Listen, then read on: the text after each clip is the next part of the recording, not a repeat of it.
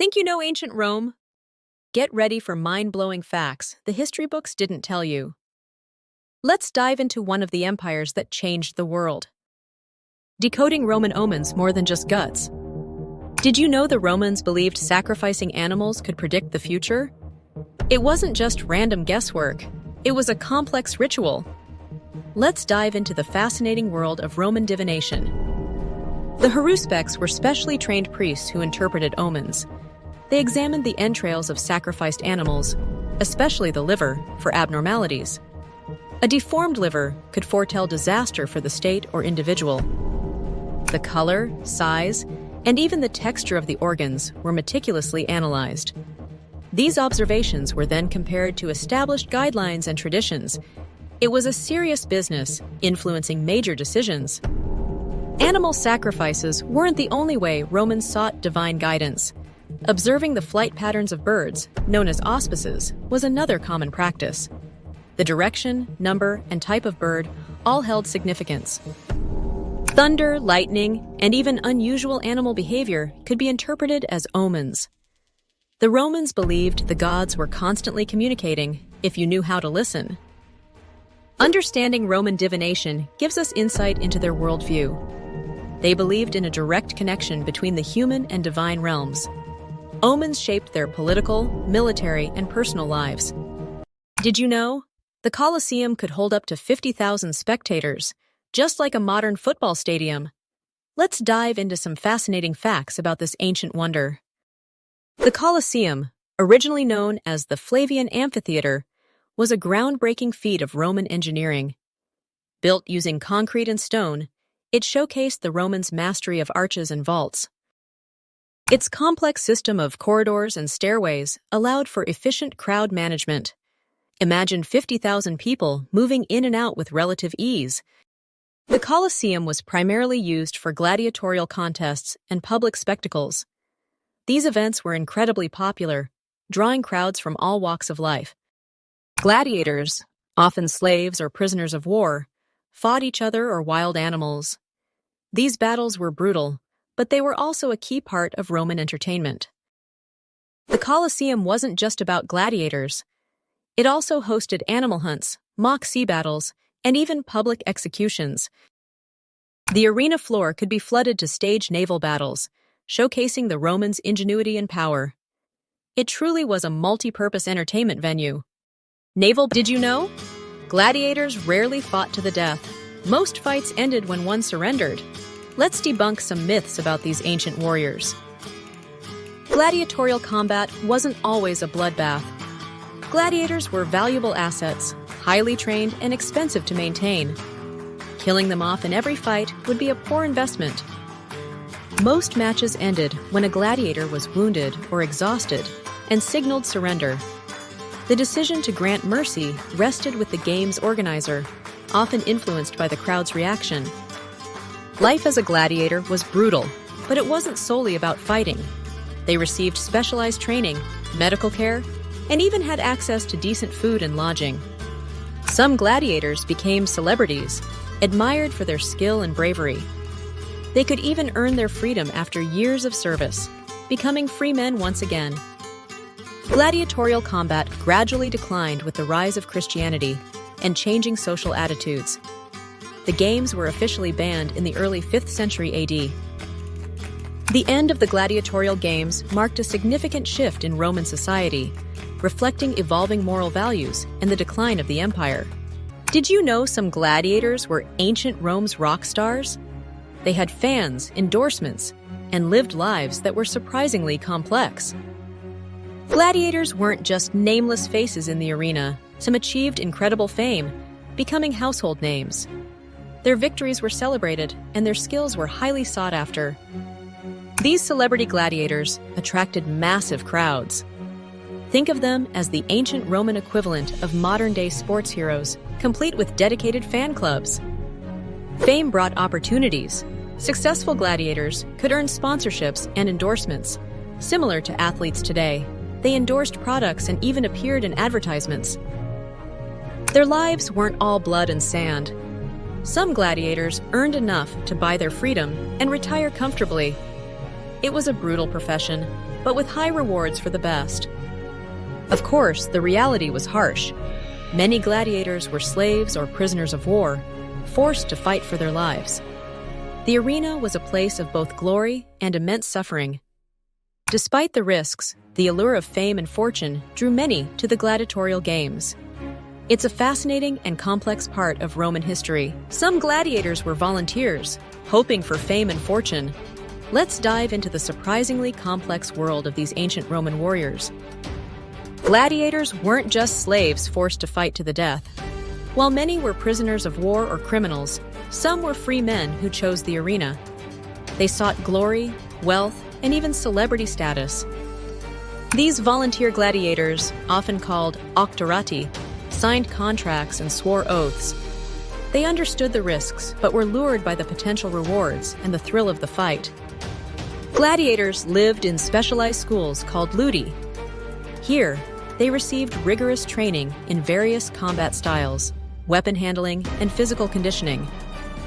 Their diet was carefully controlled to build strength and endurance. They were surprisingly well cared for, as their survival was crucial for the game's success. Victorious gladiators could become incredibly popular. They earned prize money, gifts, and the adoration of the crowds. Some even became wealthy enough to buy their freedom. However, life was always precarious. One wrong move could mean death in the arena, reminding them of the constant danger they faced. Did you know Rome wasn't just about gladiators and emperors? Get ready to uncover some mind-blowing facts that will change how you see the Roman Empire. The Romans were incredible engineers. They built aqueducts that supplied fresh water to cities, some stretching for miles. Imagine the ingenuity it took to construct these gravity-defying structures. Roman roads were another feat of engineering. These roads, built to last, connected the vast empire and facilitated trade and military movement. Many are still in use today. Forget fancy feasts. The average Roman diet was surprisingly simple, consisting of grains, vegetables, and olive oil. Meat was a luxury, not a daily staple. Public baths weren't just for hygiene. They were social hubs where Romans gossiped, conducted business, and even exercised. Think of it as the ancient Roman version of a community center. The Romans were pioneers in concrete technology. Their concrete was incredibly durable, allowing them to build massive structures like the Pantheon that still stand today.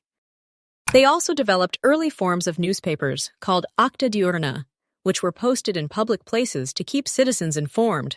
Talk about staying connected.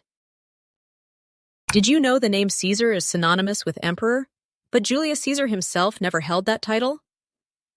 Prepare for a mind-blowing historical twist. Did Nero really fiddle while Rome burned? The truth is far more complex and fascinating than the popular legend suggests. Let's dive into the historical facts and separate fiction from reality. The Great Fire ravaged Rome in 64 AD, causing immense destruction and suffering. Blame quickly fell on Emperor Nero, but was he truly responsible? The historical accounts are conflicting and often politically motivated. Contrary to popular belief, Nero was actually at Antium, away from Rome, when the fire started. Upon hearing the news, he rushed back to the city and organized relief efforts, providing shelter and food for the displaced. The fiddling accusation is likely a later invention, fueled by Nero's political enemies. The lyre, a stringed instrument, is often mistakenly translated as a fiddle. More importantly, the fiddle didn't even exist during Nero's time. The myth of Nero fiddling while Rome burned serves as a powerful symbol of indifference and tyranny. It's a cautionary tale about leaders who prioritize personal pleasure over the needs of their people, even if historically inaccurate. Did you know Augustus, Rome's first emperor, held power for over 4 decades? But what was the real secret to his enduring rule? It's more than just military might. Augustus was a master of spin. He carefully crafted his image, portraying himself as a restorer of the republic, not a dictator. Think carefully chosen statues and cleverly worded pronouncements. He understood the power of public perception. He used grand building projects and public games to win over the hearts and minds of the Roman people. It was all about creating a narrative. Augustus surrounded himself with talented individuals. Agrippa, his general, and Maecenas, his advisor, were crucial to his success. Loyalty was rewarded, and dissent was swiftly dealt with. He also reformed the Roman army, ensuring its loyalty was to him, not just the state.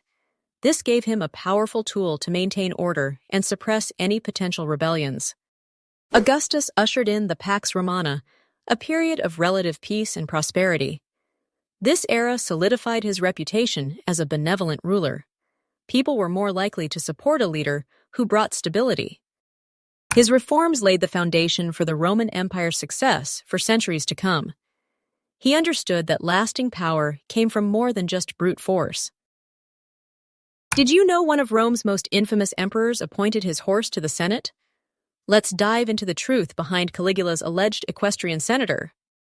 Gaius Julius Caesar, Augustus Germanicus, better known as Caligula, ruled Rome from 37 to 41 AD. His reign was marked by extravagance, alleged madness, and shocking behavior. Stories abound of his cruelty, his lavish spending, and his utter disregard for the Roman Senate. This sets the stage for the infamous horse story.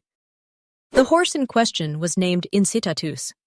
Caligula showered him with luxuries, a marble stable, ivory manger, and even purple blankets. Did he actually make Incitatus a senator? Probably not.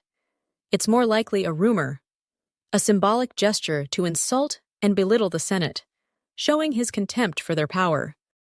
Historical accounts are often biased, especially when it comes to controversial figures like Caligula.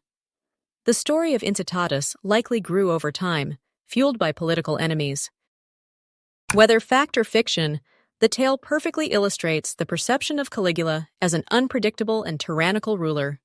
It's a powerful anecdote, even if exaggerated. Liked these epic ancient Roman facts? Hit like, smash subscribe, and join us for more time-traveling tales and myths. See you soon, history and myth lovers!